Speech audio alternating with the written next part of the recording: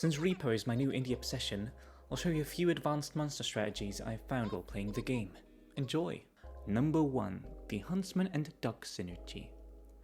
As you can see in this picture, many people hate levels with both the Huntsman and the Duck, since the Huntsman blames the Duck's quacks on the player and thus shoots them as long as the Duck is following them. The Huntsman specifically blaming the sound on you is actually somewhat of a myth, as for his aiming, the player characters function similarly to a magnet. This is the reason why he will often shoot you upon detecting a sound that originates from a completely different location if you stand too close to him. The shot will be drawn to you.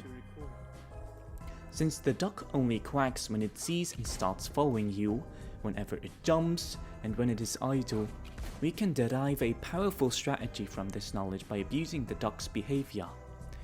In order not to trigger the duck's jumping quacks, the player must simply not look up, jump, or lead the duck upstairs.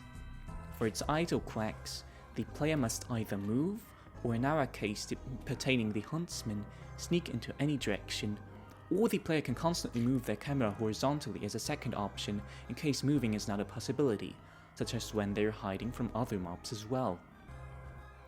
Therefore, if, for example, you are in a room with not only the duck and the Huntsman, but also the robe, and you cannot move out of your hiding spot, you can survive by keeping the duck from doing its idle quacks by constantly moving your camera horizontally.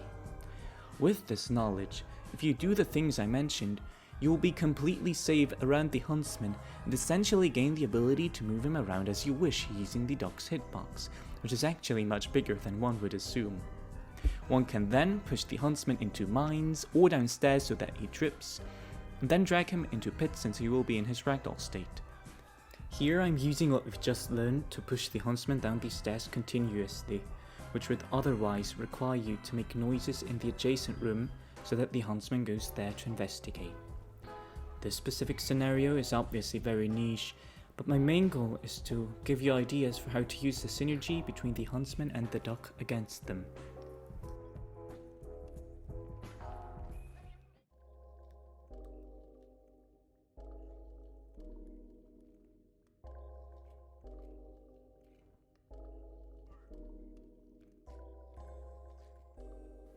Number 2.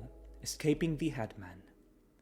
If you ever get stuck in a dead end with no mobility upgrades and the Headman is chasing you, or if there is simply no time to turn around, your best option is to run towards the Headman and roll through beneath him by pressing sprint and then crouch if he charges at you at full speed.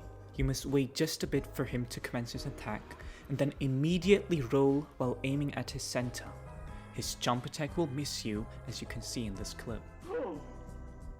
Because of his momentum, he will take a short time to turn around, which you could use to hide in places that would otherwise have been unreachable since they were behind him.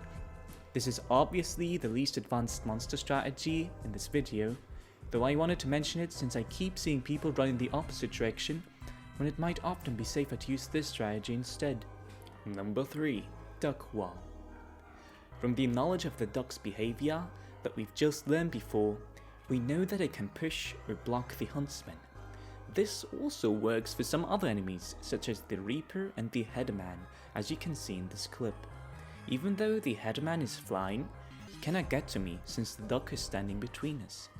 Because of all these helpful strategies revolving the duck, one could argue that it is the best monster to have around.